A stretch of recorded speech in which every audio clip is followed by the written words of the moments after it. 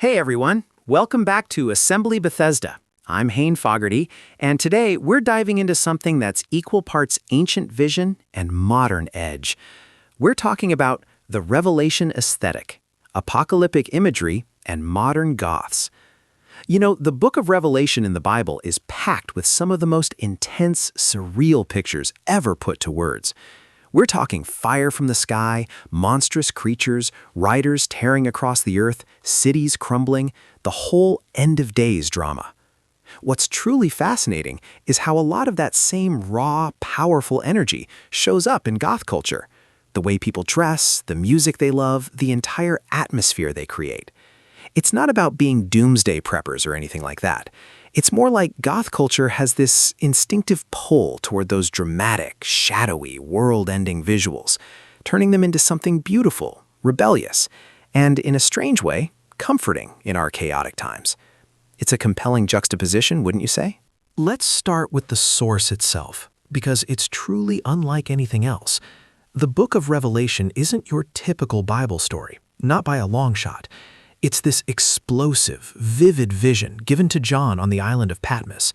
He describes heaven opening up, and let me tell you, it's not all peaceful clouds and harps.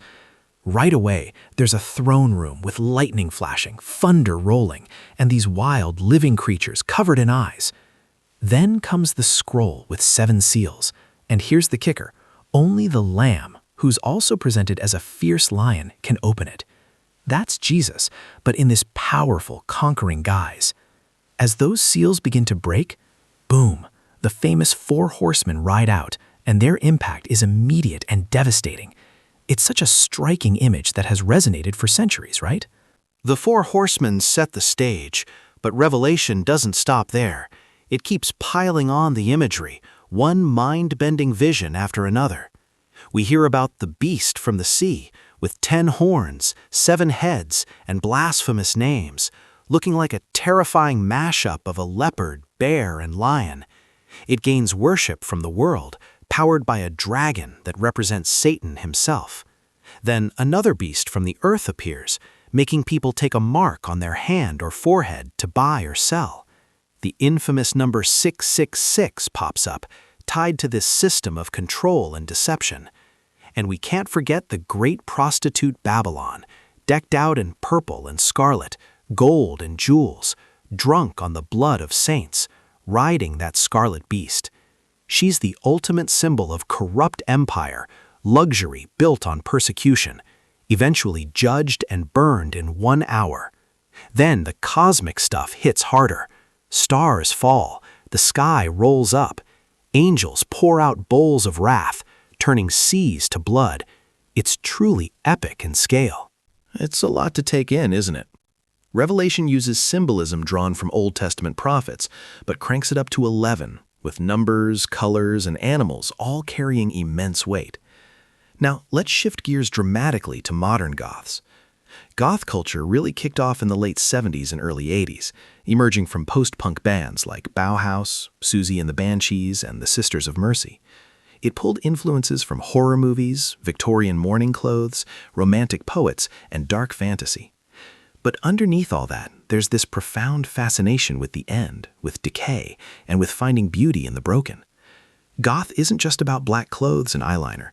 It's an attitude toward mortality, impermanence, and embracing the shadows we all carry.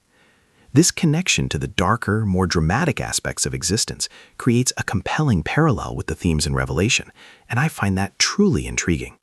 When you think about it, apocalyptic imagery sneaks into Goth culture in so many ways. That pale rider, death from Revelation. Goth fashion readily embraces skeletal motifs, white face paint that evokes a corpse, Victorian funeral veils, and crosses, whether inverted or traditional, all constant reminders of the grave. The beast and the mark? Think cybergoth or industrial goth with their tech dystopian vibes, gas masks, leather harnesses, metallic spikes, as if the wearers are survivors in a fallen world. Post-apocalyptic goth pulls directly from end times chaos, with ripped fabrics, layered armor-like pieces, and dusty blacks and grays, making it look like they've just stepped out of a ruined city after the bowls of wrath have been poured out. It's an incredibly visual aesthetic, almost like wearing a story, you know? Babylon, the great corrupt city falling? Goth has always romanticized ruined grandeur, abandoned cathedrals and crumbling mansions. Even Gothic architecture itself, with its towering spires and gargoyles, while Christian, became tied to literary Gothic's themes of decay and dread. Modern Goths wear velvet, lace, and corsets, but often mix in chains, studs, and boots that look ready for rough terrain, blending elegance with survival grit. Goth music, too, frequently carries apocalyptic undertones, with lyrics about eternal night, world's ending, lost souls, or judgment. Bands like Fields of the Nephilim or Christian Death explicitly lean into biblical doom, twisting end times prophecy into dark romance. Why does this connect so deeply? I think in a world that often feels unstable, people turn to aesthetics that face the darkness head-on. Revelation promises that the bad stuff isn't the final word. There's new creation after. Goth takes those terrifying visuals and makes them stylish, wearable, even empowering. It's like saying, yeah, the world might be falling apart, but look how beautiful the ruins can be. We wear the apocalypse's armor, turning fear into art, which is a powerful statement. Thank you for joining me today. As always, it is a pleasure to spend this time with you. God bless, and until next time, courage. Head over to assemblybethesda.com for more.